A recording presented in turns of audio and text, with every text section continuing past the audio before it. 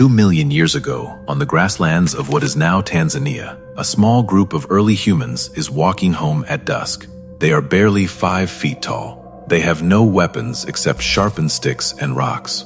No fire yet, no walls, no doors to lock at night. And somewhere in the tall grass around them, something is watching. A lion, a leopard, a hyena the size of a small horse. Here's the question that should terrify you. For almost the entire history of our species, human beings were not the top predator on this planet. We were prey. So how did a slow, weak, clawless, fangless ape not just survive, but end up ruling the entire planet? That's what we're going to break down today. Why did we survive when so many other species didn't? How did we outthink creatures that could kill us in 3 seconds? And what does this ancient survival story tell us about human beings, even today in 2026? Let's get into it.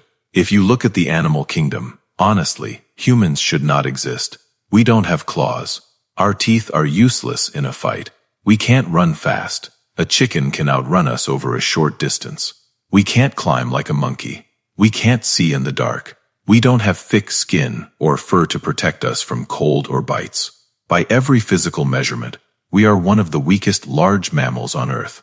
And yet, of the roughly 15 species of large predators that once hunted early humans in Africa, we are the ones still standing here, filming YouTube videos about them, while most of those predators are extinct, endangered, or living in fenced-off national parks that we control. So what happened? The answer is not strength. It's not speed. It's something else entirely, and understanding it might change the way you see human beings, including yourself. Let's go back to the beginning. To understand how ancient humans survived, first you need to understand exactly how outmatched they were. Why was this era so dangerous? Around 2 to 3 million years ago, the African savanna wasn't just home to modern-looking lions and leopards. It had monsters that don't exist anymore. There was the giant hyena, nearly twice the size of today's hyenas, with a bite force strong enough to crack elephant bone. There was an ancient saber-toothed cat with teeth longer than a human hand, built specifically to rip open the throats of large animals. There were crocodiles over 20 feet long waiting at every single river crossing. And remember, early humans had to cross rivers because that's where the water was. That's where the food was. And there were eagles. Yes, eagles. Large enough to snatch a human child off the ground. Scientists studying the 2-million-year-old skull of a young human ancestor in South Africa found puncture marks on it that matched exactly with the talons of a giant eagle. Now here's the part that really puts things in perspective. How often were humans actually being killed? Fossil evidence from certain ancient human graveyards shows that a huge percentage of skeletons have bite marks, claw marks, or crushed bones, clear signs of predator attacks. In some ancient sites, researchers estimate that predators were responsible for a significant share of all deaths. Imagine living in a world where simply walking to get water had a real, daily chance of ending with you being someone's dinner. That was Tuesday for early humans. So the real question isn't, how did a few humans get killed by predators? It's, how did any of us survive long enough to become billions of people running the planet today? And that's where the story gets interesting. Why was intelligence the actual weapon? Here's a fact that sounds strange but is completely true. The human brain is one of the most expensive organs ever evolved. It uses about 20% of your entire body's energy, even though it's only about 2% of your body weight. From a pure survival standpoint, that should never have happened. Evolution is brutally efficient. It doesn't waste energy on things that don't help you survive. If a huge brain wasn't giving early humans a massive advantage, it would have been selected against, because it made them hungrier, slower to grow, and harder to feed. So why did it survive? Because the brain replaced everything else we were missing.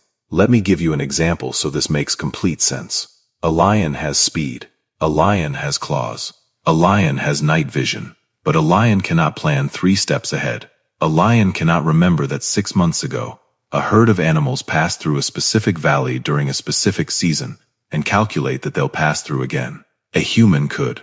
Early humans started doing something almost no other animal on Earth could do at that level. They could imagine a future that hadn't happened yet, and prepare for it.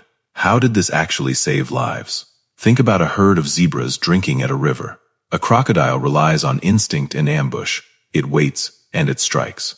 That's its entire strategy. Early humans, on the other hand, would have noticed. Crocodiles attack near deep water. Crocodiles are less active in the cooler hours. The safest crossing point is the shallow, rocky part of the river, even if it's a longer walk. That is not instinct. That is analysis. That is data collection and risk management. The same skill a stock trader uses today, or a pilot uses when checking weather patterns before a flight. Early humans were doing version 1.0 of that, every single day, with their lives on the line. Over hundreds of thousands of years, the humans who were better at this kind of thinking survived more often, had more children, and passed on brains that were even better at it. This is why, today, you can look at a weather forecast and decide not to go outside. Your ancient ancestors did the exact same mental process, just to decide whether it was safe to go get water. But intelligence alone doesn't explain everything. A genius human, completely alone in the African savanna at night, still dies. Easily. So what was the actual game changer? Why did living in groups matter so much? The answer is cooperation, but not in the vague, feel-good way people usually talk about it. Early human cooperation was tactical. It was a survival system as sophisticated as a military strategy. Here's how it worked. A lion hunts alone or in a small pride. It relies on stealth and a burst of speed. But a group of 20 to 30 humans, working together, could do something a lion could never do. How did a small, weak group actually defend against something like a lion? Picture this. A leopard is stalking a group of early humans near a rocky outcrop. In almost any other prey species, this ends one way, with panic, scattering, and an easy kill. But humans did something different. They didn't just run, they communicated. One person would spot the danger and alert the entire group instantly, using sound.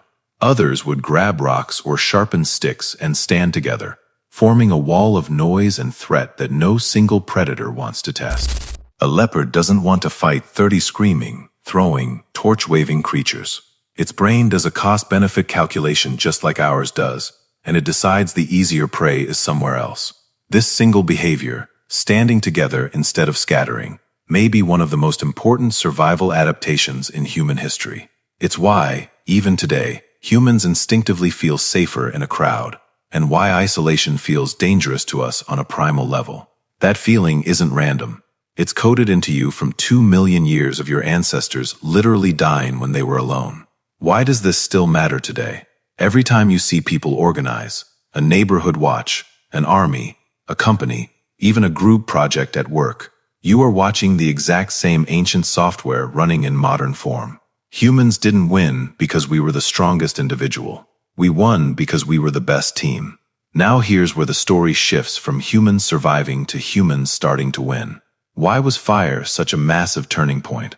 For millions of years, night was the most dangerous time to be human. Most of our deadliest predators, lions, leopards, saber-toothed cats, hunted primarily in darkness, when human eyesight was almost useless. Then, at some point between 1 and 1.5 million years ago, early humans began controlling fire. Think about what that actually means. For the first time in the entire history of our species, humans had a tool that could keep the most dangerous animals on the planet away from them, without a single physical fight. How did fire change everything? Predators are hardwired to fear fire. It's one of the few things in nature that almost no animal evolves resistance to, because wildfires have killed animals for millions of years. So when early humans figured out they could keep a small, controlled flame burning at their camp, they essentially built an invisible wall that lions, hyenas, and leopards would not cross. This is genuinely one of the most underrated moments in the history of life on Earth. A species that couldn't outrun, outfight, or outclaw a single major predator had just found a way to make almost all of them retreat, using nothing but heat and light. And it didn't stop there. Fire meant cooked food. Cooked food is easier to digest, which means more energy for the body, and a huge amount of that extra energy went straight to fueling an even bigger brain. Fire meant warmth, which meant humans could survive in colder regions predators couldn't handle as easily. Fire meant humans could finally sleep, real, deep, safe sleep, for the first time in their species' existence. Everything after this point, tools, language, art, agriculture, cities, and yes, even the smartphone you're watching this video on, traces back to a small group of early humans sitting around a fire at night, finally safe enough to just think. Here's the part of the story that should genuinely give you chills. Why did the balance of power flip so completely? Once humans combined big brains, group cooperation, and fire, something remarkable happened within just a few 100,000 years, an incredibly short time in evolutionary terms. We stopped being prey animals that occasionally fought back. We became the most dangerous predator most of these species had ever encountered. Sharpened spears meant we could kill from a distance. Coordinated group hunting meant we could take down animals many times our size, mammoths, giant bison, even other big cats. And our ability to plan ahead meant we could set traps, use terrain, and strike at the exact moment prey was most vulnerable. Many scientists now believe that human hunting, not climate change alone, played a major role in the extinction of massive ancient predators like the saber-toothed cats and giant hyenas that used to hunt us. Read that again. The animals that once hunted humans for food went extinct, in part because humans became too good at fighting back. That is one of the most dramatic reversals in the entire history of life on this planet. And it happened because of thinking, not fighting. So, why should any of this matter to you, sitting here in 2026, watching this on your phone, with zero risk of a lion attacking you tonight? Because the traits that saved early humans are still running your life right now. Your instinct to check your surroundings when you're somewhere unfamiliar. That's ancient predator avoidance behavior. Your discomfort being completely alone in a new, unfamiliar place. That's the same fear that once meant almost certain death for an early human separated from the group. Your ability to plan for a future that hasn't happened yet, saving money, studying for a career, preparing for a difficult conversation. That's the exact same mental tool that let your ancestors predict where a crocodile was hiding. Human beings didn't survive the deadliest predators on Earth because we were the strongest. We survived because we were the smartest, the most cooperative, and the most willing to adapt. And honestly, that hasn't changed. The world today has different predators, economic pressure, competition, uncertainty, but the same ancient tools are what get people through it, thinking ahead, working together, and adapting faster than the threat around you. So, the next time you feel like you're facing something bigger than you, remember this. Your ancestors faced saber-toothed cats, giant hyenas, and crocodiles the size of buses, with sticks and rocks, and they didn't just survive. They won. If you found this as fascinating as I did researching it, hit subscribe because we're going deeper into the hidden history of human survival in upcoming videos. And trust me, some of what's coming next is even wilder than this. Let me know in the comments if you were dropped into that world 2 million years ago with no weapons and no fire. Do you think you'd survive? I'll see you in the next one.